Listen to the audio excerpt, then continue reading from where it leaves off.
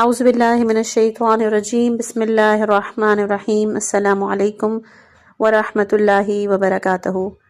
ایک ایسی کتاب کا آغاز کہ جو والدین اور استاد کے لیے مشعل راہ ہے۔ کتاب کا نام ہے آئین تربیت، معروف عالم دین حجت الاسلام استاد ابراہیم امینی کی تحریر۔ یہ کتاب تربیت کے حوالے سے بہت ہی بہترین کتاب ہے۔ آئیے تربیت کے اس سفر کا آغاز کرتے ہیں۔ اس کتاب کی جتنی بھی آڈیوز پیش کی جائیں گی وہ پلے لسٹ بنامے آئین تربیت میں آپ ملاحظہ کر سکتے ہیں۔ آج ہم انشاءاللہ کہ اس کتاب کا حصہ نمبر 8واں بیان کریں گے۔ چلتے ہیں کتاب کی طرف، اور جہاں سے شروع ہوگی وہ ہے سخاوت۔ جود و سخا ایک اچھی اور پسندیدہ صفت ہے کہ سخی انسان مال و دولت جمع کرنے میں محنت کرتا ہے لیکن مال سے دل بستگی نہیں رکھتا۔ وہ دولت چاہتا ہے لیکن خرچ کرنے کے لیے، دوسروں کو دینے کے لیے۔ وہ مال کو ذخیرہ اندوزی کے لیے جمع نہیں کرتا۔ وہ اپنے خاندان کے ساتھ اچھی زندگی گزارتا ہے اور فلاحی کاموں میں شرکت بھی کرتا ہے۔ وہ محروم اور بے نوا لوگوں کی مدد کرتا ہے۔ ایسے لوگ اپنے مال سے صحیح فائدہ اٹھاتے ہیں۔ کنجوس شخص مال کو جمع کرنے اور ذخیرہ اندوزی کے لیے اکٹھا کرتا ہے، خرچ کرنے کے لیے نہیں۔ اسے نہ وہ خود فائدہ اٹھاتا ہے اور نہ اس کا خاندان، نہ ہی دل اسے راہ خیر میں خرچ کرنے کو چاہتا ہے۔ ایسا شخص ایک ایسا ملازم ہے کہ جو بغیر خواہش کے مال ورثہ کے لیے اکٹھا کرتا ہے۔ اسلام نے بخل کی مذمت اور سخاوت کی تعریف کی ہے۔ پیغمبر صلی اللہ علیہ وآلہ وسلم فرماتے ہیں، سخاوت ایمان کا حصہ ہے اور ایمان بہشت میں لے جاتا ہے۔ نبی اکرم صلی اللہ علیہ وآلہ وسلم فرماتے ہیں کہ سخاوت ایک ایسا شجر بہشت ہے کہ جس کی شاخیں زمین تک پہنچی ہوئی ہیں۔ جس نے بھی ان میں سے کوئی ایک شاخ پکڑی وہ اسے جنت تک لے جائے گی۔ پیغمبر اکرم صلی اللہ علیہ وآلہ وسلم فرماتے ہیں، اللہ جواد اور سخی ہے اور وہ سخاوت کو پسند کرتا ہے۔ پیغمبر اکرم صلی اللہ علیہ وآلہ وسلم فرماتے ہیں کہ بخل وہ درخت ہے کہ جو آتش دوزخ میں اگتا ہے اور کنجوس لوگ دوزخ میں جائیں گے۔ پیغمبر صلی اللہ علیہ وآلہ وسلم فرماتے ہیں کہ مومن کے لیے مناسب نہیں کہ وہ بخیل اور بزدل ہو۔ جود و بخشش دلوں اور محبتوں کو انسان کی طرف جذب کر لیتی ہے۔ لوگ ایک سخی شخص کو پسند کرتے ہیں، اس کا احترام کرتے ہیں، عزت کرتے ہیں۔ جود و بخشش سے دلوں کو تسخیر کیا جا سکتا ہے اور ان پہ حکومت کی جا سکتی ہے۔ پیغمبر صلی اللہ علیہ وآلہ وسلم نے فرمایا، سخی شخص اللہ کے بندوں اور بہشت کے نزدیک ہے اور آتش دوزخ سے دور ہے، اور بخیل انسان خدا سے دور ہے اور انسانوں سے بھی دور ہے۔ بہشت سے دور ہے لیکن آگ سے نزدیک ہے۔ بخیل شخص اپنے اموال سے واجب حقوق ادا نہیں کرتا اور اس وجہ سے بھی وہ عذاب اخروی کا حقدار ہوگا۔ سخاوت انسان کی دنیا اور آخرت کو آباد کرتی ہے اور بخل انسان کی دنیا اور آخرت کو تباہ کر دیتا ہے۔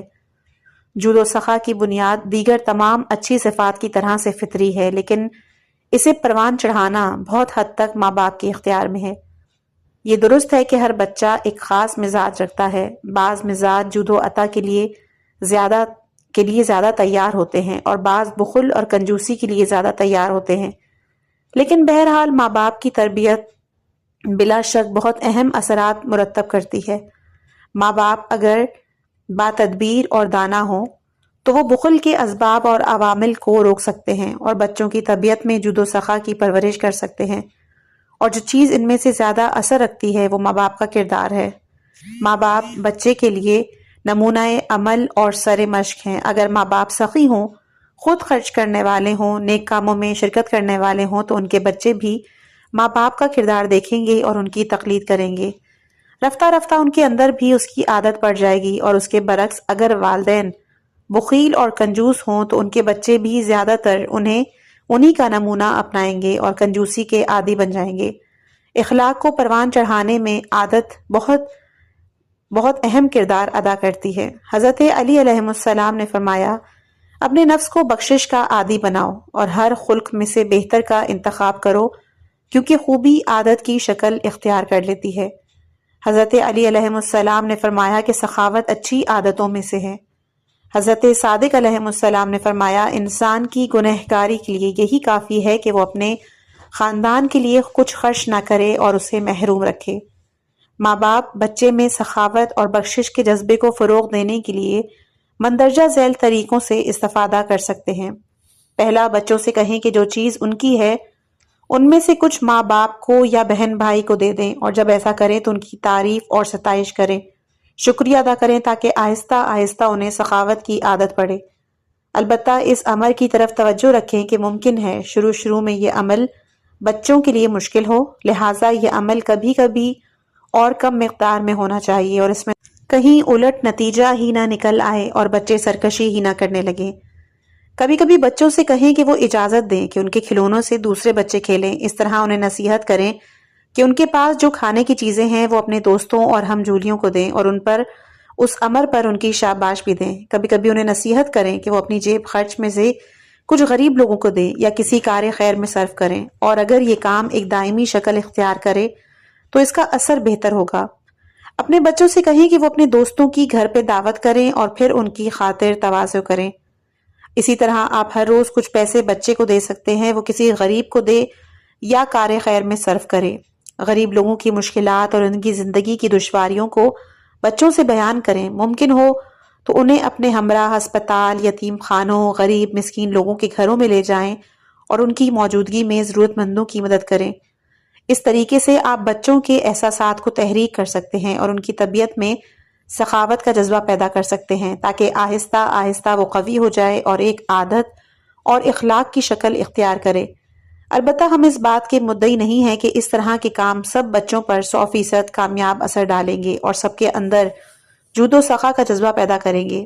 آپ کو بھی روشن امید نہیں ہونا چاہیے کہ ہر شخص کی ایک خاص استعداد ہوتی ہے اور خصوصی مزاج ہوتا ہے کہ شاید جسے انہوں نے ماں باپ سے یا بزرگوں سے ورثے میں پایا ہو، لیکن یہ دعویٰ یقیناً کیا جا سکتا ہے کہ بچوں کے لیے ماں باپ کی تربیت اور کوشش بے اثر نہیں رہے گی اور کچھ نہ کچھ ان پر ضرور اثر کرے گا۔ کامل نتیجہ نہ بھی نکلے تو بھی بے نتیجہ تو نہیں رہے گی۔ ایک خاتون اپنے ایک پرفضا مقام پر ہمارا ایک باغ تھا، اس میں مختلف قسم کے پھل تھے۔ امی ابو اور ہماری دادی اماں کچھ پھل حاجت مندوں کو بیچتی تھیں جو خدمت گزار ہوتے، ان پر ان کی خصوصی عنایت ہوتی اور یہ کام وہ میرے ذریعے سے انجام دیا کرتی تھیں۔ 6-7 سال کی عمر سے مجھے اس کام کی عادت پڑ گئی۔ گاؤں میں 2 نابینا خاندان تھے، میرا دل ان کی حالت پر بہت کرتا تھا۔ ہر روز جب میں ان کے گھر جاتی، ان کا ہاتھ پکڑتی، کمرے سے انہیں صحن میں لے آتی، پھر صحن سے انہیں کمرے میں لے جاتی اور چشمے سے ان کے برتن بھر کر ان کے کمرے میں رکھ دیتی، وہ میرے لیے دعا کرتے۔ جب میں نے یہ بات اپنی امی ابو کو بتائی، وہ بہت خوش ہوئے۔ میرے ابو نے میرے لیے ایک شعر پڑھا۔ میری امی نے کہا، جو نابینا ہو جائے وہ واقعاً ہی مستحق ہے۔ وہ ہمیشہ اچھے کاموں میں مجھے تشویق دیتے اور اپنی جیب خرچ جمع کرتی اور فقراء کو دے دیتی۔ آہستہ آہستہ اس کام کی مجھے عادت ہو گئی۔ اس وقت میں سماجی خدمت کے ایک ادارے میں کام کرتی ہوں اور 14 خاندانوں کی سرپرستی کر رہی ہوں۔ میرے طرز عمل نے میرے بچے پر بھی بہت اچھا اثر ڈالا ہے۔ ایک دن کہنے لگا کہ ہر روز مجھے کچھ پیسے دیا کریں۔ میں نے کہا، کیا کرو گے اور کتنے پیسے؟ کہنے لگا، ہر روز 2 روپے میں چاہتا ہوں جمع کروں۔ ہر روز میں اسے 2 روپے دے دیتی تھی اور کہتی تھی، دھیان رکھنا، فضول خرچی نہ کرنا۔ چند دنوں کے بعد وہ اپنا غلہ لے آیا اور اس میں 48 روپے تھے۔ کہنے لگا، امی مجھے اجازت دیں یہ پیسے میں فلاں نابینا کو دے آؤں، وہ ہمارے اسکول کے راستے میں رہتا ہے۔ مجھے بے حد خوشی ہوئی اور میں نے بے اختیار اس کو چوم لیا۔ نیک کاموں میں تعاون۔ بعض کام، خصوصاً اہم اور بڑے کام، اکیلا شخص نہیں کر سکتا، البتہ دوسروں کے تعاون اور ہمکاری سے اہم اور بڑے بڑے کام انجام دیے جا سکتے ہیں۔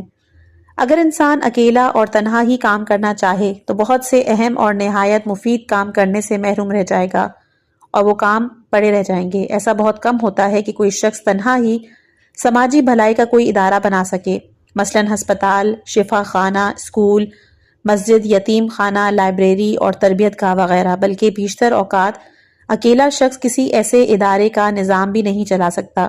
البتہ دوسروں کے تعاون اور مدد سے ایسے اور زیادہ اہم کام انجام دیے جا سکتے ہیں۔ کسی قوم میں امداد باہمی اور مل جل کر کام کرنے کا جذبہ جتنا قوی ہوگا، اتنا ہی ان کا اجتماعی امور کا نظام بہتر چل سکے گا۔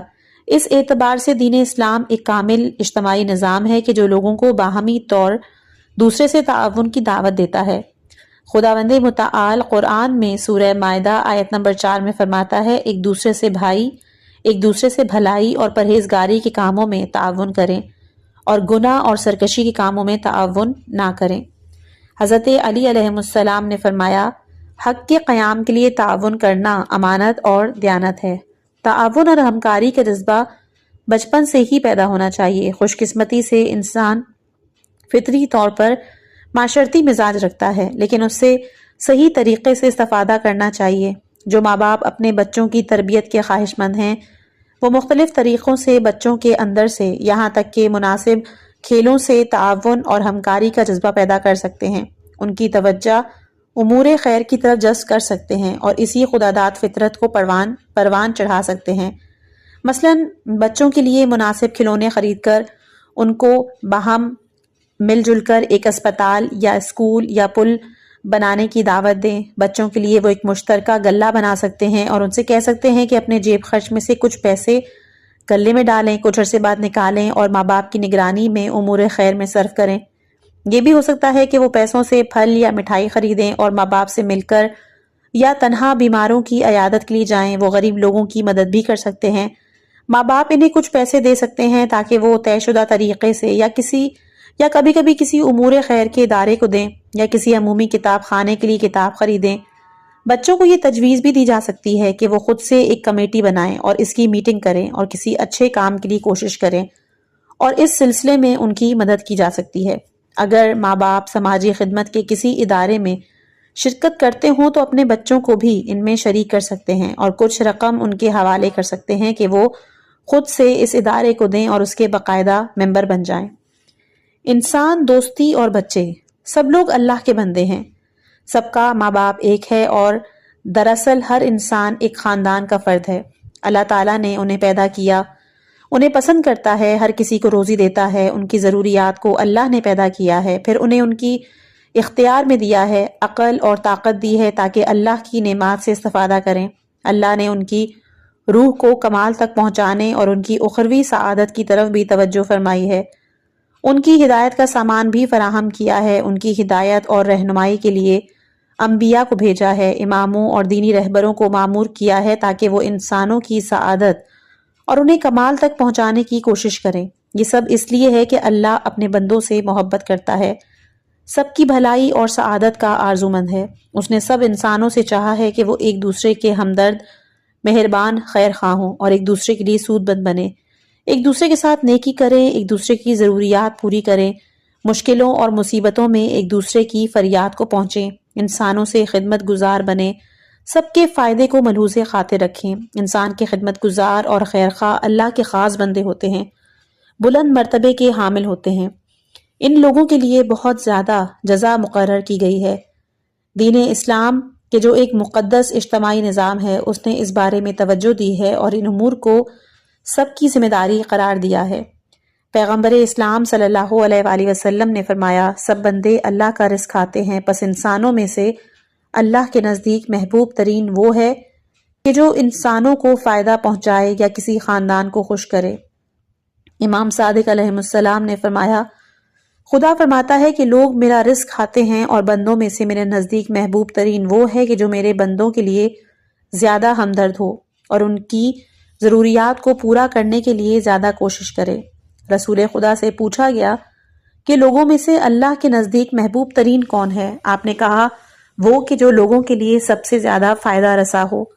پیغمبر اکرم صلی اللہ علیہ وآلہ وسلم نے فرمایا کہ دین کے بعد سب سے اہم دانائی لوگوں سے محبت اور نیکی ہے، ہر کسی سے، اگرچہ کہ وہ اچھا ہو یا برا۔ پیغمبر نے فرمایا کہ جو مسلمانوں کے امور کی اصلاح کی فکر میں نہ ہو وہ مسلمان نہیں۔ حضرت صادق علیہ السلام نے فرمایا کہ اللہ کے خاص بندے وہ ہیں کہ لوگ اپنی ضروریات کے وقت ان کی پناہ میں آئیں، یہی وہ لوگ ہیں کہ جو قیامت میں اللہ کی امان میں ہوں گے۔ رسول اکرم صلی اللہ علیہ وآلہ وسلم نے فرمایا، جو شخص کسی مسلمان کی فریاد سنے اس کا جواب نہ دے وہ مسلمان نہیں۔ نبی اکرم صلی اللہ علیہ وآلہ وسلم نے فرمایا کہ اللہ اپنے بندوں پر مہربان ہے اور وہ مہربان لوگوں کو دوست رکھتا ہے۔ پیغمبر اکرم اور ائمہ اطہار علیہ السلام سے ایسی سینکڑوں احادیث مروی ہیں کہ جو حدیث کی کتب میں موجود ہیں۔ شارع مقدس اسلام نے ایک وسیع نثر سے پورے انسانی معاشرے کو اور بالخصوص اہل ایمان کے معاشرے کو ایک اکائی کے طور پر جانا ہے۔ اپنے پیروکاروں سے خواہش کی ہے کہ وہ سب کی بھلائی اور سعادت کی کوشش کریں، سب کے خیر خواہ بنیں۔ اسلام 100% ایک معاشرتی دین ہے اور وہ افراد کی بھلائی کو معاشرے کی بھلائی سمجھتا ہے، اور وہ ہر طرح کی خود غرضی کے خلاف جہاد کرتا ہے۔ ایک مسلمان اور دیندار شخص خود غرض نہیں ہو سکتا، اور یہ نہیں ہو سکتا کہ وہ دوسروں کے مفادات کو نظر انداز کرے۔ انسان دوستی ایک بہت ممتاز انسانی صفت ہے اور یہ انسان کے مزاج میں داخل ہے، البتہ تربیت کے ذریعے سے اسے کمال تک پہنچایا جا سکتا ہے۔ یہ بھی ہو سکتا ہے کہ یہ ختم بھی ہو جائے۔ یہ عادت بھی تمام پسندیدہ انسانی صفات کے مانند ہے، جس کی بنیاد بچپن ہی میں رکھی جانا چاہیے۔ ماں باپ کا فریضہ ہے کہ وہ اپنی اولاد کو انسان دوست، مہربان اور خیرخواہ بنائیں۔ اگر ماں باپ خود مہربان اور خیرخواہ ہوں اور خیرخواہی کے آثار ان کی گفتار اور کردار میں نظر آئیں تو وہ اپنے بچوں کو بھی مہربان اور انسان دوست بنا سکتے ہیں۔ فرض شناس اور آگاہ ماں باپ کبھی کبھی اپنے بچوں کے سامنے ان کی حالت بیان کر سکتے ہیں، جو محتاج ہوں، غریب ہوں، ناتوان ہوں۔ ممکن ہو تو ایسے لوگوں سے انہیں ملوا بھی سکتے ہیں اور بچوں سے کہہ سکتے ہیں کہ یہ سب انسان ہیں اور ہمارے بھائی ہیں، ان کے حقوق پامال کیے گئے ہیں، یہ محروم و بے نوا ہیں، ہمیں چاہیے کہ ان کا دفاع کریں اور ان کے پامال شدہ حقوق انہیں واپس دلوائیں۔ اب وقتی طور پر جو کچھ ہمارے بس میں ہے ان کی مدد کریں، بچوں کی موجودگی میں بلکہ خود بچوں کے ذریعے سے ایسے افراد کی مدد کریں۔ ماں باپ کبھی کبھی ظالموں کے ظلم، مظلوموں کے غمناک حالت بچوں سے بیان کریں۔ نیز ایک مسلمان انسان کو اس بارے میں ذمہ داری بھی بتائیں۔ وہ بچوں کو ہسپتالوں، شفا خانوں میں بھی لے جا سکتے ہیں، محتاج بیماروں کو انہیں دکھا سکتے ہیں۔ اس سلسلے میں اسلامی ذمہ داریاں انہیں بیان کر سکتے ہیں اور اپنی طاقت کے مطابق ان کی مدد بھی کر سکتے ہیں۔ ننھے یتیم بچے کے جن کے سر پہ کوئی نہ ہو، ان کی حالت بھی وہ بچوں کے سامنے بیان کر سکتے ہیں۔ ممکن ہو تو ان سے ملوا بھی سکتے ہیں اور بچوں کو بتا سکتے ہیں کہ ان کی حمایت اور مدد کس قدر ضروری ہے۔ عدل اور مساوات۔ چند افراد پر مشتمل خاندان ایک چھوٹے سے ملک کی طرح ہے۔ ماں باپ اس چھوٹے سے ملک کو چلاتے ہیں۔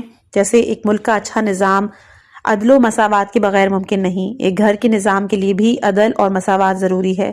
صاف دلی، خلوص محبت، الفت، اعتماد، حسن ظن، آرام، راحت، عدم و مساوات کے ماحول میں ہی میسر آ سکتی ہے۔ ایسے ہی ماحول میں صحیح بچے پرورش پا سکتے ہیں اور ان کی داخلی صلاحیتیں نکھر سکتی ہیں۔ وہ ماں باپ سے عملی طور پر عدل و مساوات کا درس لے سکتے ہیں۔ جیسے بڑے عدل اور انصاف کے احتیاج مند ہیں، ایسے ہی بچے بھی عدل اور مساوات کے پیاسے۔ حضرت صادق علیہ السلام فرماتے ہیں، ایک پیاسے انسان کے لیے جیسے ٹھنڈا اور اچھا پانی بہت اچھا لگتا ہے، اس سے کہیں زیادہ لوگوں کے لیے عدل و انصاف کا ذائقہ شیریں تر اور عمدہ تر ہوتا ہے۔ کاموں کو چلانے کے لیے اگرچہ کوئی چھوٹا سا کام ہی کیوں نہ ہو، عدل سے بہتر کوئی چیز نہیں۔ امام صادق علیہ السلام نے فرمایا، 3 طرح کے لوگ قیامت میں خدا کے قریب ترین ہوں گے۔ اول وہ کہ جو غصے کے عالم میں اپنے ماتحتوں پر ستم نہ کریں۔ دوم کہ جو 2 افراد میں صلح کے لیے ان کے پاس آئے جائے لیکن حق کو ذرا بھی خلاف ورزی نہ کرے۔ سوم حق کہے اگرچہ خود اس کے لیے نقصان میں ہو۔ اللہ تعالیٰ قرآن میں سورہ نحل آیت نمبر 90 میں فرماتا ہے، اللہ عدل اور نیکی کا حکم دیتا ہے۔ عادل اور منصف ماں باپ سب بچوں سے ایک جیسا سلوک کرتے ہیں، کسی کو دوسرے پر ترجیح نہیں دیتے۔ بیٹی ہو یا بیٹا، خوبصورت ہو یا بدشکل، بڑا ہو یا چھوٹا، باصلاحیت ہو یا کم استعداد، جسمانی طور پر سالم ہو یا غیر سالم، سب کو اپنی اولاد سمجھتے ہیں، ان کے درمیان تفاوت کے قائل نہیں ہوتے۔ مہربانی، اظہار محبت، پیار، احترام، کھانا پینے، لباس، جیب خرچ، گھر میں کاموں کی تقسیم، زندگی کے باقی تمام امور میں بچوں کو برابر سمجھتے ہیں اور سب سے ایک طرح کا سلوک کرتے ہیں۔ پیغمبر اکرم صلی اللہ علیہ وآلہ وسلم نے فرمایا، عدم موجودگی میں بھی اپنی اولادوں میں عدل کو ملحوظ رکھیں۔ اگر تم یہ چاہتے ہو کہ تمہاری اولاد تم سے احسان، محبت، عدالت کے ساتھ پیش آئے تو وہ بھی تم سے اسی بات کی توقع رکھتی ہے۔ رسول اکرم صلی اللہ علیہ وآلہ وسلم نے ایک شخص کو دیکھا کہ جو اپنے ایک بچے سے پیار کر رہا تھا، دوسرے سے نہیں، تو آپ نے اس سے فرمایا، تم عدل اور مساوات کا خیال کیوں نہیں رکھتے؟ ایک شخص آن حضرت صلی اللہ علیہ وآلہ وسلم کی خدمت میں بیٹھا تھا کہ اس کا بیٹا وہاں پر آیا۔ اس نے اپنے بیٹے کو چوم کر اپنے زانوں پر بٹھا لیا۔ تھوڑی دیر کے بعد اس کی بیٹی آئی، اس نے اپنی بچی کو اپنے سامنے بٹھایا۔ آن حضرت صلی اللہ علیہ وآلہ وسلم نے اس سے فرمایا، تم نے اپنی اولاد کے درمیان عدالت اور برابری کا لحاظ کیوں نہیں رکھا؟ حضرت علی علیہ السلام نے فرمایا ہے کہ عدالت اور مساوات کی پاسداری بہترین سیاست ہے۔ ایک عورت اپنے 2 چھوٹے بچوں کے ہمراہ زوجہ رسول حضرت عائشہ کے پاس آئی۔ انہوں نے اس عورت کو 3 کھجوریں دیں۔ ان بچوں کی ماں نے ہر بچے کو ایک ایک کھجور دے دی، پھر تیسری کھجور کے بھی 2 حصے کر کے آدھی آدھی دونوں کو دے دی۔ جب پیغمبر صلی اللہ علیہ وآلہ وسلم گھر میں تشریف لائے تو حضرت عائشہ نے انہیں واقعہ سنایا۔ رسول کریم صلی اللہ علیہ وآلہ وسلم نے فرمایا، کیا تجھے اس عورت کے عمل پر حیرت ہوئی ہے؟ اللہ عدالت اور مساوات کا خیال رکھنے کی بنا پر اس عورت کو جنت میں داخل کرے گا۔ اگر ماں باپ اپنی اولاد کے ساتھ عادلانہ برتاؤ کے بجائے امتیازی طرز عمل کا مظاہرہ کریں، وہ ایک دوسرے پر ترجیح دیں، تو ان بچوں پر اخلاقی لحاظ سے ناقابل تلافی برے اثرات پڑیں گے۔ مثلاً گھر کے ماحول میں بچے عملی طور پر ماں باپ سے ناانصافی کا سبق سیکھیں گے اور رفتہ رفتہ اس کے عادی ہو جائیں گے۔ پھر جن بچوں سے ناانصافی کی گئی ہو، ماں باپ کے بارے میں ان کے دل میں کینہ پیدا ہو جاتا ہے۔ ممکن ہے وہ کسی رد عمل کا مظاہرہ کریں، نافرمانی اور سرکشی پر اتر آئیں۔ غیر عادلانہ سلوک سے بہن بھائیوں کے درمیان حسد اور دشمنی پیدا ہو جائے گی، وہ ہمیشہ لڑتے جھگڑتے رہیں گے۔ ممکن ہے وہ کسی سخت رد عمل کا اظہار کریں اور کسی مسئلے پر شرارت اور زیادتی کے مرتکب ہوں۔ وہ بچے کی جن سے ناانصافی کی گئی ہے احساس محرومی اور مظلومی کا شکار ہو جاتے ہیں اور بات ان کے دل میں بیٹھ جاتی ہے۔ ممکن ہے یہی بات ان کی پریشانی، اضطراب، بے چینی، اعصاب کی کمزوری اور متعدد نفسیاتی بیماریوں کا باعث بنے۔ ان تمام قباحتوں کے ذمہ دار وہ ماں باپ ہیں کہ جنہوں نے عدل و مساوات کے لازمی قانون کی خلاف ورزی کرتے ہوئے فرق روا رکھا ہے۔ البتہ ماں باپ اپنی تمام اولاد کے ساتھ ایک جیسا سلوک نہیں کر سکتے۔ مختلف عمر میں بچوں کی ضروریات مختلف ہوتی ہیں۔ مختلف ادوار، مختلف جنس ہونے کے اعتبار سے بھی ان کی ضروریات ایک جیسی نہیں ہوتی۔ عدل اور مساوات کا قانون بھی ایسے مواقع پر ایک جیسے سلوک کا تقاضا نہیں کرتا۔ کیا یہ ہو سکتا ہے کہ بڑے بچے کو گود میں لیا جائے اور اس سے دودھ پیتے بچے کی طرح پیار کیا جائے؟ اس طرح کیا یہ ہو سکتا ہے کہ 3 سالہ بچے کو اتنا ہی جیب خرچ دیں کہ جتنا 18 سالہ بچے کو دے رہے ہیں؟ کیا بیٹی بھی بیٹے کی طرح آزادی سے آئے جائے اور ملنے جلنے کا حق رکھتی ہے؟ عدالت اور مساوات بھی اس بات کا تقاضا نہیں کرتی اور ہم بھی اس بات کا مشورہ نہیں دیتے۔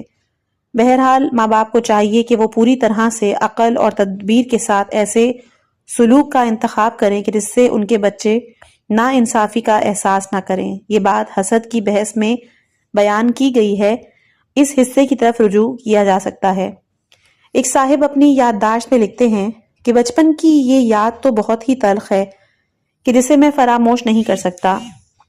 ابو میرے اور بھائی کے درمیان فرق روا رکھتے تھے اور پوری خواہشوں پر عمل کرتے اور میری طرف اعتنا نہیں کرتے، اس کا احترام کرتے، میری توہین کرتے، اسے مجھ سے زیادہ پیار کرتے، اس پر نوازشیں کرتے۔ نتیجہ یہ ہوا کہ ابو اور بھائی مجھے برے لگنے لگے۔ میرا دل چاہتا تھا کہ اس غیر انسانی سلوک پر ابو سے بدلہ لوں، لیکن یہ کام میرے بس میں نہ تھا۔ پریشانی کے مارے ہر وقت میں تنہا تنہا رہتا، مہمان خانے میں چلا جاتا، دیواروں میں کہیں تھوکتا، انہیں خراب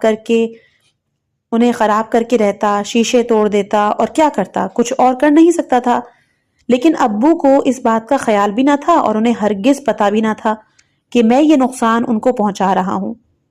ایک خاتون اپنی ڈائری میں لکھتی ہیں کہ ہمارے قریبی عزیزوں میں سے ایک خاتون کی 2 بیٹیاں تھیں، ایک زیادہ لائق تھی اور دوسری کچھ کم۔ دونوں اسکول جاتی، بڑی بیٹی جو زیادہ باصلاحیت نہ تھی کم نمبر لاتی اور چھوٹی زیادہ نمبر لاتی۔ ماں جس کے پاس بھی بیٹھتی چھوٹی کی تعریف کرتی رہتی اور بڑی کو برا بھلا کہتی، چھوٹی کو زیادہ نوازتی، شاباش کہتی، بڑی سے کہتی تمہارے سر میں خاک، کیا فضول بچی ہو، پیسے حرام کرتی ہو، سبق یاد نہیں کرتی، کھانا کھانے لباس بدلنے کا تمہیں کیا فائدہ، بدبخت سست، آخر کیا بنو گی؟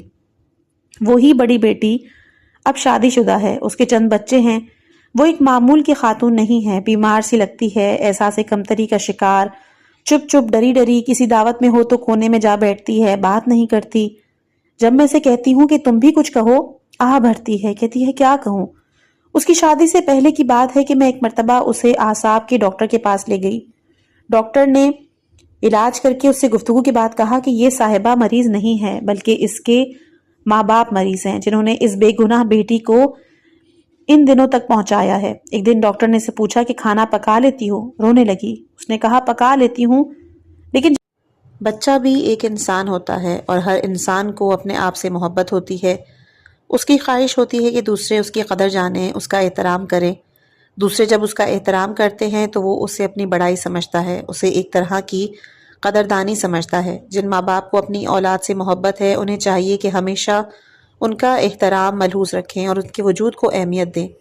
بچے کی تربیت میں اس کا احترام اہم عوامل میں سے شمار کیا جاتا ہے۔ جس بچے کو عزت و احترام میسر ہو وہ بزرگوار، شریف اور باوقار بنتا ہے اور اپنے مقام کی حفاظت کے لیے برے کاموں سے بچتا ہے۔ وہ کوشش کرتا ہے کہ اچھے اچھے کام کر کے دوسروں کی نظر میں اپنے مقام کو اور بھی بڑھائے تاکہ اس کی زیادہ سے زیادہ عزت کی جائے۔ جس بچے کا ماں باپ احترام کرتے ہیں وہ اپنے عمل میں ان کی تقلید کرتا ہے اور ماں باپ کا اور دوسرے لوگوں کا احترام کرتا ہے۔ بچہ ایک چھوٹا سا انسان ہے، اسے اپنی شخصیت سے پوری محبت ہے۔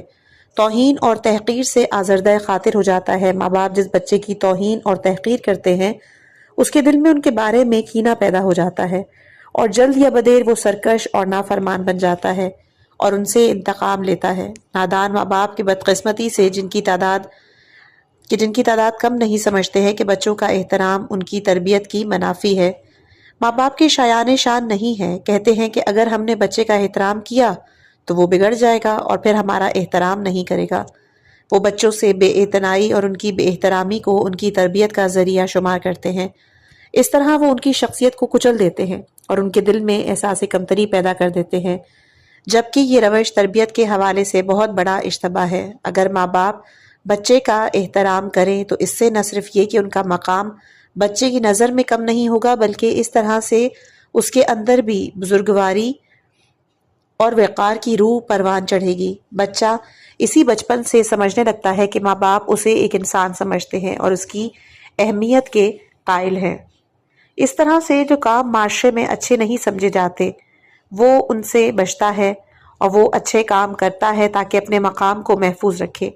یہ بات باعث افسوس ہے کہ ہمارے معاشرے میں بچوں کا جس طرح سے احترام ہونا چاہیے نہیں کیا جاتا اور انہیں خاندان کا ایک باقاعدہ جز شمار نہیں کیا جاتا۔ یہاں تک کہ دعوتوں میں بچے ماں باپ کے طفیل ہوتے ہیں، انہیں باقاعدہ دعوت نہیں دی جاتی، انہیں کسی نچلی جگہ پر یا کمرے کے دروازے کے ساتھ جگہ ملتی ہے، ان کے لیے باقاعدہ پلیٹ چمچہ وغیرہ پیش نہیں کیا جاتا، آتے وقت اور جاتے وقت کوئی ان کا احترام نہیں کرتا، گاڑی میں ان کے لیے مخصوص نشست نہیں ہوتی، یا تو وہ کھڑے ہوں یا ماں باپ کی گود میں بیٹھے ہوں، محفل میں انہیں بات کرنے کا حق نہیں ہوتا، اگر وہ بات کریں بھی تو کوئی ان کی سنتا نہیں، انہیں بے احترامی سے بلایا جاتا ہے، میل ملاقات بات چیت میں ان سے مؤدبانہ سلوک نہیں کیا جاتا، ان کے لیے سلام، خوش آمدید، خدا حافظ اور شکریہ نہیں ہوتا، ان کی خواہش کی طرف کوئی توجہ نہیں کرتا، گھریلو امور میں ان سے مشورہ نہیں لیا جاتا، گھٹیا اور توہین آمیز کام کرنے کے لیے ان سے کہا جاتا ہے۔ دین مقدس اسلام نے بچوں کی طرف پوری توجہ دی ہے، اس نے بچوں کا احترام کرنے کا حکم دیا۔ رسول اسلام صلی اللہ علیہ وآلہ وسلم نے فرمایا کہ اپنی اولاد کی عزت کرو، ان کی اچھی تربیت کرو تاکہ اللہ تمہیں بخش دے۔ حضرت علی علیہ السلام نے فرمایا کہ سب سے گھٹیا انسان وہ ہے کہ جو دوسروں کی توہین کرے۔ رسول اللہ ہمیشہ ہر جگہ بچوں سے محبت اور شفقت سے پیش آتے، جب وہ سفر سے واپس آتے بچے ان کے استقبال کے لیے دوڑتے، رسول اللہ ان سے پیار کرتے، محبت کرتے، ان میں سے بعض کو اپنے ساتھ سوار کر لیتے اور اپنے اصحاب سے بھی کہتے کہ دوسروں کو وہ سوار کرے اور اس حال میں شہر کے اندر لوٹتے۔ بچوں سے یہاں تک شیرخوار بچوں کی توہین سے بھی سختی سے پرہیز کرنا چاہیے۔ ام الفضل کہتی ہیں کہ رسول خدا صلی اللہ علیہ وآلہ وسلم نے حسین علیہ السلام کو جبکہ وہ شیرخوار تھے مجھ سے لے لیا اور سینے سے لگا لیا۔ حسین علیہ السلام نے رسول کے کپڑوں پر پیشاب کر دیا، میں نے حسین علیہ السلام کو رسول اللہ سے زبردستی لیا تو وہ رونے لگے۔ رسول نے مجھ سے کہا ام الفضل آرام سے، اس پیشاب کو پانی پاک کر دے گا، لیکن حسین کے دل سے ناراضی اور ناراحتی کون دور کرے گا۔ ایک صاحب لکھتے ہیں کہ ماں باپ کی نظر میں میری کوئی اہمیت نہ تھی، نہ صرف وہ میرا احترام نہ کرتے تھے بلکہ اکثر میری توہین اور سرزنش کرتے رہتے تھے، کاموں میں مجھے شریک نہ کرتے، اگر میں کوئی کام انجام دیتا تو کیڑے نکالتے، دوستوں کے سامنے، یہاں تک کہ میرے دوستوں کے سامنے میری بے عزتی کر دیتے، مجھے دوسروں کے سامنے بولنے کی اجازت نہ دیتے۔ اس وجہ سے ہمیشہ میرے دل میں اپنے بارے میں یہ احساس ذلت و حقارت رہتا، میں اپنے تئیں ایک فضول اور اضافی چیز سمجھتا۔ اب جبکہ میں بڑا ہو گیا ہوں، اب بھی میری وہی کیفیت باقی ہے۔ بڑے کام سامنے آ جائیں تو میں اپنے آپ کو کمزور سمجھنے لگتا ہوں، کاموں کی انجام دہی میں فیصلہ نہیں کر پاتا۔ میں اپنے تئیں کہتا ہوں میری رائے چونکہ درست نہیں ہے، اس لیے دوسروں کو میرے بارے میں اظہار رائے کرنا چاہیے۔ اپنے تئیں حقیر اور ناچیز سمجھتا ہوں، مجھے اپنے آپ پر اعتماد نہیں، یہاں تک کہ دوستوں کی موجودگی میں مجھے بات کرنے کی ہمت نہیں ہوتی، اور اگر کچھ کہہ بیٹھوں تو کئی گھنٹے سوچتا رہتا ہوں کہ کیا میری بات درست تھی اور صحیح موقع پر تھی۔ خود شناسی اور بامقصد زندگی۔ حیوان کی ساری زندگی کھانے، سونے، خواہشات نفس کی تکمیل، اولاد پیدا کرنے سے عبارت ہے۔ حیوان کی عقل اور آگاہی کامل نہیں ہوتی، وہ اچھائی برائی میں تمیز نہیں کر سکتا، اس لیے اس پر کوئی فرض اور ذمہ داری نہیں، اس کے لیے کوئی حساب کتاب، ثواب عذاب نہیں، اس کی زندگی میں کوئی عاقلانہ پروگرام اور مقصد نہیں۔ لیکن انسان کہ جو اشرف المخلوقات ہے وہ حیوان کی طرح نہیں۔ انسان عقل، شعور، آگہی رکھتا ہے، اچھے برے، خوبصورت اور بدصورت میں تمیز کر سکتا ہے۔ انسان کو ایک دائمی اور جاوید زندگی کے لیے پیدا کیا گیا ہے، نہ کہ نابودی اور فنا کے لیے۔ اس اعتبار سے اس کے سر پر ذمہ داری بھی ہے اور فرض بھی۔ انسان خلیفۃ اللہ ہے، امین الہی ہے۔ انسان کی زندگی کا حاصل فقط کھانا، سونا، خواہشات کی تکمیل اور نسل بڑھانا ہی نہیں ہو سکتا۔ انسان کو ایک ایسے رستے پر چلنا چاہیے کہ وہ فرشتوں سے بالا تر ہو جائے۔ وہ انسان ہے، اسے چاہیے اپنی انسانیت کو پروان چڑھائے، اس کی تکمیل کرے۔ انسان کی زندگی کا کوئی مقصد ہے، البتہ ایک بلند ہدف، نہ کہ پست حیوانی ہدف۔ انسان رضائے خدا کے لیے، مخلوق خدا کی خدمت کے لیے کوشش اور جدوجہد کرتا ہے، نہ کہ دنیاوی و مفادات کے حصول کے لیے۔ انسان متلاشی حق اور پیرو حق ہے۔ ہاں، انسانی وجود ایسا گوہر گراں بہا ہے کہ جو حیوانات سے بہت ممتاز ہے۔ یہ امر بہت افسوسناک ہے کہ بہت سے انسانوں نے اپنی اس انمول انسانی قیمت کو گنوا دیا ہے، اپنی قیمتی زندگی کو ایک حیوان کی طرح سے گزارتے ہیں، اور ان کی نظر میں حیوانوں کی طرح سے کھانا، پینا، سونے اور خواہشات نفسانی کی تکمیل کے علاوہ کوئی ہدف نہیں ہے۔ ہو سکتا ہے ایک انسان 100 سال زندہ رہے لیکن اپنی انسانی قیمتی کو نہ پہچان سکے، اپنے بارے میں جاہل مر جائے، دنیا میں ایک حیوان کی صورت میں آئے اور ایک حیوان کی صورت میں چلا جائے، بے مقصد سرگرداں رہے، اس کی ساری جدوجہد کا نتیجہ بدبختی کے علاوہ کچھ نہ نکلے۔ انسان کو جاننا چاہیے کہ وہ کون ہے، کہاں سے آیا ہے، کہاں جانا ہے، اس کے آنے کا کیا مقصد ہے، اس کو کس راستے پہ چلنا ہے، اس کے لیے حقیقی کمال اور سعادت کیا ہے۔ حضرت علی علیہ السلام فرماتے ہیں کہ بہترین معرفت یہ ہے کہ انسان اپنے آپ کو پہچانے، سب سے بڑی نادانی یہ ہے کہ اپنے آپ کو نہ پہچانے۔ امیر المومنین علیہ السلام فرماتے ہیں کہ جس نے اپنے آپ کو نہیں پہچانا وہ راہ نجات سے دور اور جہالت اور گمراہی کے راستے پہ رہا۔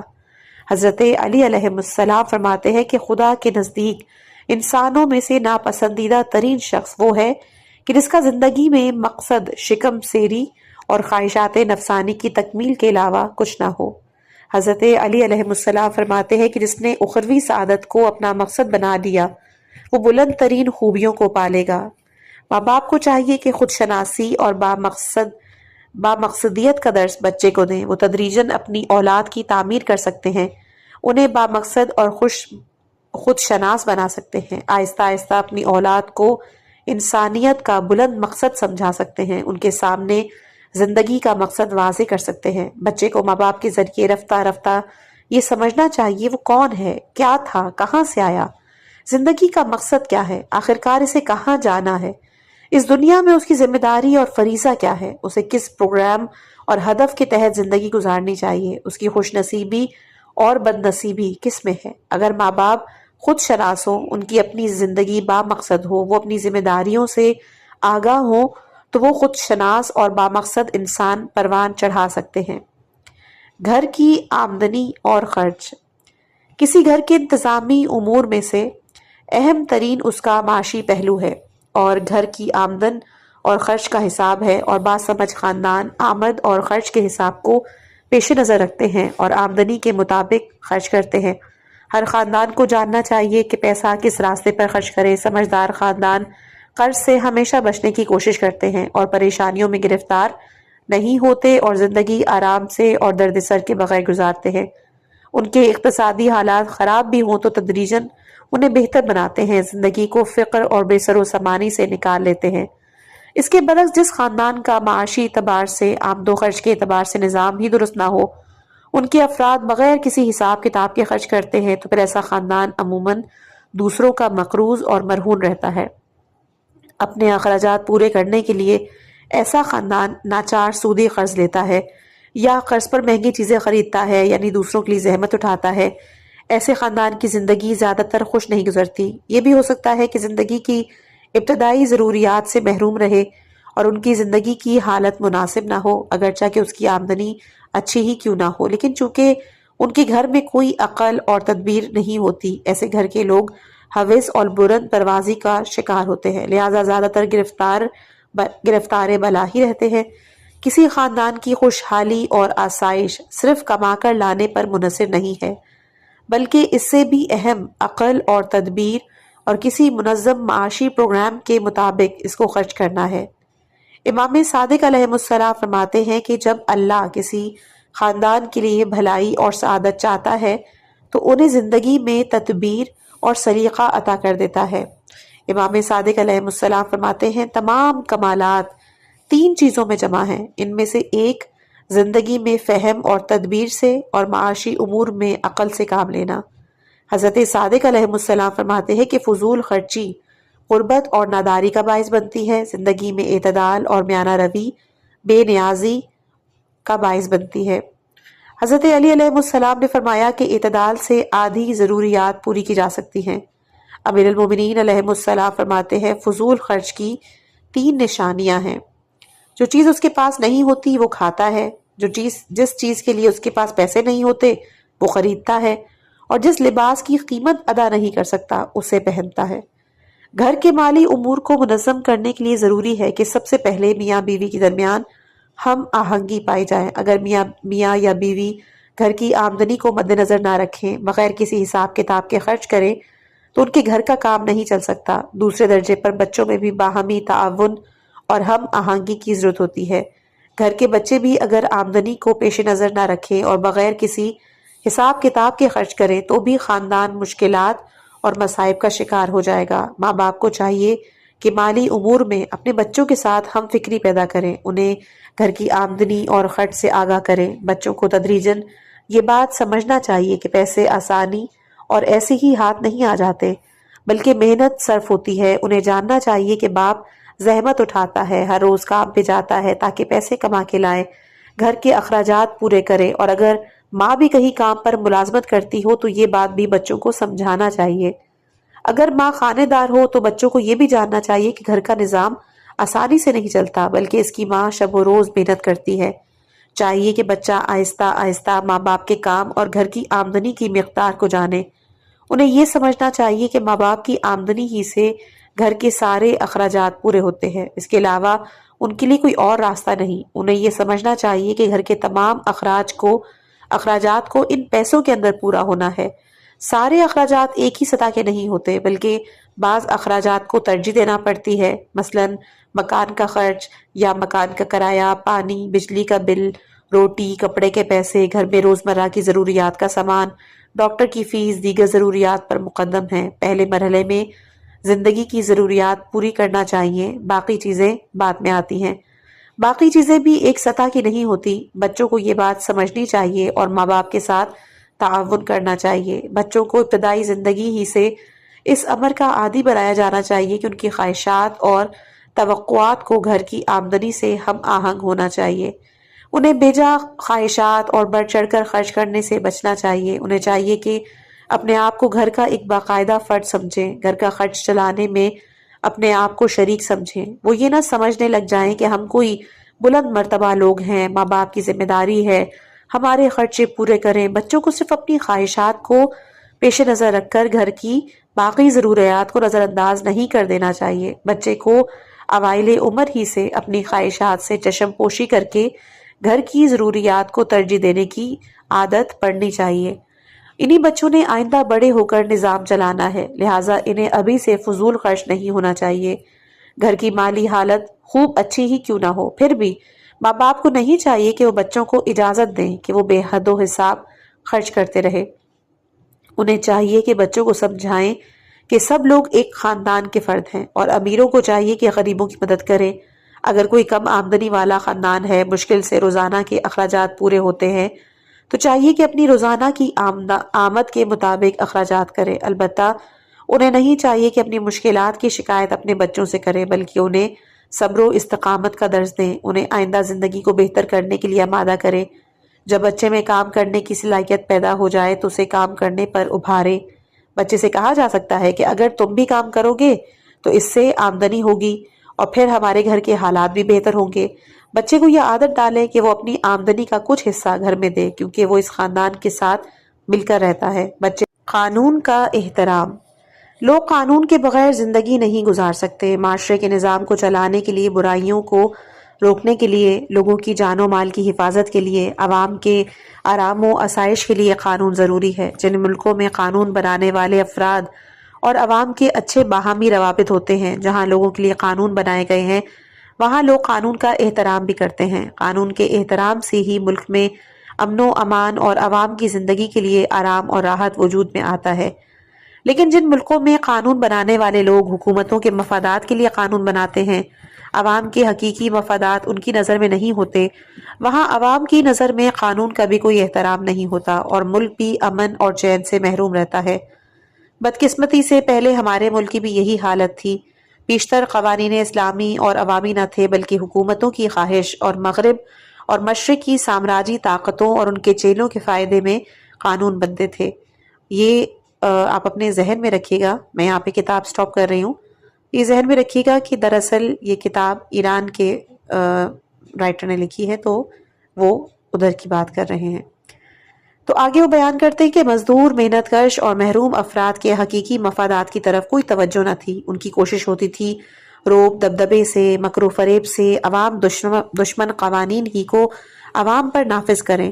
لیکن ایران کے مسلمان عوام جو کہ ان قوانین کو اسلامی اور اپنے مفادات کا محافظ نہیں سمجھتے تھے، لہٰذا ان کی نظر میں ان کی کوئی حیثیت نہ تھی۔ البتہ ان قوانین میں کچھ عوامی فائدے کے قوانین بھی موجود تھے، لیکن چونکہ عوام کا ان پر اعتماد نہیں تھا، لہٰذا ان کا احترام بھی نہیں کرتے تھے۔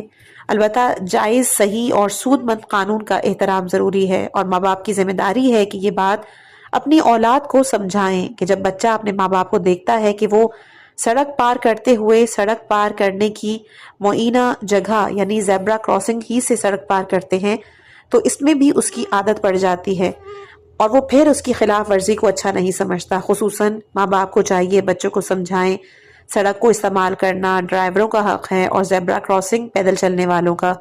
دوسرے کے حق پر تجاوز درست نہیں۔ جب بچہ یہ سمجھ جاتا ہے کہ قانون پر عمل درآمد خود اس کی اور اس کے معاشرے میں فائدہ مند ہے، تو پھر تدریجاً ماں باپ کے عمل کو دیکھتے ہوئے اس کے اندر بھی اس بات کی عادت پڑ جاتی ہے۔ حضرت علی علیہ السلام فرماتے ہیں کہ عادت فطرت ثانیہ ہے۔ ادب۔ ہر ماں باپ کی یہ حتمی خواہش ہوتی ہے کہ ان کے بچے مہذب ہوں۔ اچھے باادب بچے ہر ماں باپ کی سربلندی کا ذریعہ ہوتے ہیں اور وہ ان پر فخر کرتے ہیں۔ جو بچے دوسروں سے ملاقات کے موقع پر سلام کرتے ہیں اور جدا ہونے پر خداحافظ کرتے ہیں، مصافحہ کرتے ہیں، حال پوچھتے ہیں، پیار سے انداز سے بات کرتے ہیں، بزرگوں کا احترام کرتے ہیں، آنے پر احتراماً کھڑے ہوتے ہیں، صاحبان علم با تقوی نیک افراد کا احترام کرتے ہیں، محفل میں مؤدب رہتے ہیں، شور نہیں کرتے، اگر کوئی کچھ کہہ دے تو کچھ دے دے تو شکریہ ادا کرتے ہیں، کسی کو گالی نہیں دیتے، تکلیف نہیں پہنچاتے، دوسروں کی بات نہیں کاٹتے، کھانے کے آداب ملحوظ رکھتے ہیں، بسم اللہ کہتے ہیں، چھوٹے نوالے لیتے ہیں، آہستہ آہستہ چباتے ہیں، اپنے سامنے سے کھاتے ہیں، زیادہ نہیں کھاتے، کھانا زمین پہ نہیں پھینکتے، اپنے ہاتھوں سے لباس کو خراب نہیں کرتے، صاف ستھرے پاکیزہ رہتے ہیں، کسی کی توہین نہیں کرتے، دوسروں کا لحاظ کرتے ہیں، صبح طریقے سے بیٹھتے ہیں، اٹھتے ہیں، صحیح انداز سے چلتے ہیں، اطاعت شعار اور فرما بردار ہوتے ہیں، کسی کا تمسخر نہیں اڑاتے، دوسروں کی بات کان لگا کے سنتے ہیں۔ ایسے بچے با ادب ہوتے ہیں۔ نہ صرف والدین بلکہ سب لوگ با ادب بچوں سے پیار کرتے ہیں۔ گستاخ اور بے ادب بچوں سے نفرت۔ امیر المومنین علیہ السلام فرماتے ہیں کہ ادب انسان کا کمال ہے۔ مولا ہی فرماتے ہیں کہ ادب انسان کے لیے خوبصورت لباس کی مانند ہے، اور آپ علیہ السلام ہی فرماتے ہیں کہ لوگوں کو اچھے آداب کی سونے اور چاندی سے زیادہ ضرورت ہے، اور مولا ہی فرماتے ہیں کہ ادب سے بڑھ کے کوئی زینت نہیں۔ امیر المومنین فرماتے ہیں باپ کی بہترین وراثت اپنے بچے کے لیے یہ ہے کہ اسے اچھے آداب کی تربیت دے۔ مولا کہتے ہیں بے ادب شخص میں برائیاں زیادہ ہوں گی۔ حضرت امام جعفر صادق علیہ السلام فرماتے ہیں کہ 7 سال تک اپنے بچے کو کھیلنے کی اجازت دو اور 7 سال سے آداب زندگی سکھاؤ۔ رسول اکرم صلی اللہ علیہ وآلہ وسلم فرماتے ہیں بچے کے والدین پر 3 حق ہیں: ایک، اس کے لیے اچھا نام منتخب کرے، دوسرا اسے باادب بنائے، اور تیسرا اس کے لیے اچھا شریک حیات انتخاب کرے۔ ہر ماں باپ کی انتہائی آرزو یہ ہوتی ہے ان کی اولاد باادب ہو، لیکن یہ آرزو خود بخود اور بغیر کوشش کے پوری نہیں ہو سکتی، اور نہ ہی زیادہ واعظ و نصیحت سے بچوں کو مؤدب بنایا جا سکتا ہے۔ اس مقصد تک پہنچنے کے لیے بہترین راستہ ان کے لیے اچھا نمونہ عمل مہیا کرنا ہے۔ ماں باپ کو خود مؤدب ہونا چاہیے تاکہ وہ اپنی اولاد کو عملی سبق دے سکیں۔ حضرت علی علیہ السلام فرماتے ہیں بہترین ادب یہ ہے کہ اپنے آپ سے آغاز کرو۔ مولا فرماتے ہیں اپنے آپ سے تعلیم کا آغاز کرنا چاہیے، پھر دوسروں کو تعلیم دے۔ پہلے اپنے کردار کو مؤدب بنائیں، پھر دوسروں کو واعظ و نصیحت کریں۔ بچہ تو نرا مقلد ہوتا ہے، تقلید کی فطرت اس کے اندر بہت اہم اور طاقتور ہوتی ہے۔ بچہ ماں باپ اور دوسرے لوگوں کی گفتار اور کردار کی پیروی کرتا ہے، یہ صحیح ہے۔ تلقین بھی تربیتی عوامل میں سے ایک ہے، لیکن تقلید انسانی جبلت میں زیادہ قوی اور طاقتور ہوتی ہے، خصوصاً بچپن میں۔ جن ماں باپ کی خواہش ہے کہ ان کے بچے مؤدب ہوں، انہیں چاہیے کہ پہلے اپنے طرز عمل کی اصلاح کریں کہ وہ باادب ماں باپ بنیں۔ انہیں چاہیے کہ ایک دوسرے سے، اپنے بچوں سے اور تمام لوگوں سے مؤدبانہ طرز عمل اختیار کریں، آداب زندگی کی پابندی کریں تاکہ بچے سبق حاصل کریں، درس حیات حاصل کریں۔ اگر ماں باپ آپس میں ایک دوسرے سے باادب ہوں، گھر میں آداب و اقدار کو ملحوظ رکھتے ہوں، بچوں سے بھی باادب رہتے ہوں، لوگوں سے مؤدبانہ طریقے سے میل ملاقات کرتے ہوں، ایسے گھر کے بچے فطری طور پر مؤدب ہوں گے۔ ماں باپ کا طرز عمل دیکھیں گے، اسے اپنے لیے نمونہ بنائیں گے، اس کے لیے ان کو واعظ و نصیحت کی ضرورت نہیں۔ جو ماں باپ خود آداب کو ملحوظ نہیں رکھتے، انہیں بچوں سے بھی ادب کی توقع نہیں کرنی چاہیے۔ سینکڑوں مرتبہ انہیں نصیحت کریں۔ جو ماں باپ ایک دوسرے کے ساتھ بدتمیزی سے پیش آتے ہیں، خود اپنے بچوں کے ساتھ بھی غیر مؤدبانہ سلوک کرتے ہیں، وہ یہ کیسے توقع کر سکتے ہیں کہ ان کے بچے باادب ہوں؟ ایسے گھر کے بچے زیادہ تر ماں باپ کی طرح یا ان سے بھی زیادہ بے ادب ہوں گے، اور انہیں اچھی تلقین، واعظ و نصیحت کا کوئی فائدہ نہیں ہوگا۔ بچے بھی سوچتے ہیں کہ اگر ماں باپ کی بات صحیح ہوتی تو وہ خود عمل نہ کرتے، لہٰذا یہ بھی دھوکہ دے رہے ہیں۔ البتہ تلقین بالکل بے اثر نہیں ہوتی، لیکن اس کا پورا اثر اس وقت ہوگا جب بچے اس کا نمونہ عمل دیکھیں گے۔ باادب ماں باپ بچوں کو اچھے آداب کی نصیحت بھی کر سکتے ہیں، لیکن اچھے انداز سے، ادب کو ملحوظ رکھتے ہوئے، تندی، بدتمیزی، بے ادبی سے نہیں۔ بعض ماں باپ کی عادت ہوتی ہے جب وہ بچوں کا کوئی خلاف ادب کام دیکھتے ہیں تو دوسروں کی موجودگی میں ڈانٹ ٹپٹ کرتے ہیں، برا بھلا کہتے ہیں۔ مثلا کہتے ہیں ابے او بے ادب، تو نے سلام کیوں نہیں کیا، خداحافظ کیوں نہیں کیا، گونگے ہو، احمق ہو، بے شعور بچے، تو نے دوسروں کے سامنے پاؤں کیوں پھیلائے، کسی کے ہاں آ کر شور کیوں مچا رہے ہو، حیوان کہیں کے۔ یہ نادان ماں باپ اپنے تئیں اس طرح سے اپنے بچوں کی تربیت کر رہے ہوتے ہیں، جبکہ بے ادبی سے ادب نہیں سکھایا جا سکتا۔ اگر بچے سے کوئی بے ادبی سرزد ہو جائے تو اسے نصیحت کرنی چاہیے، لیکن بے ادبی سے نہیں، نہ دوسروں کے سامنے بلکہ تنہائی میں اور بھلے انداز سے۔ پیغمبر اسلام صلی اللہ علیہ وآلہ وسلم کو سلام کرتے تھے اور پیغمبر اسلام بچوں کو سلام کرتے تھے اور فرماتے تھے میں بچوں کو سلام کرتا ہوں تاکہ سلام کرنا ان کا معمول بن جائے۔ اس کے بعد انشاءاللہ چوری چکاری کے حوالے سے ہم اگلی آنے والی آڈیو میں پیش کریں۔ آپ کو آج کی ویڈیو کیسی لگی؟ کمنٹس میں اپنے رائے کا اظہار ضرور کریں۔ اس کتاب کے اگلے ابواب اور مزید معلوماتی ویڈیوز کے لیے چینل کو سبسکرائب کریں اور بیل آئیکن کو دبائیں تاکہ آپ سے کوئی اپڈیٹ مس نہ ہو۔ اپنا اور اپنے بچوں کا بہت خیال رکھیے گا، اپنی خاص دعاؤں میں یاد رکھیں۔ والسلام علیکم ورحمۃ اللہ وبرکاتہ۔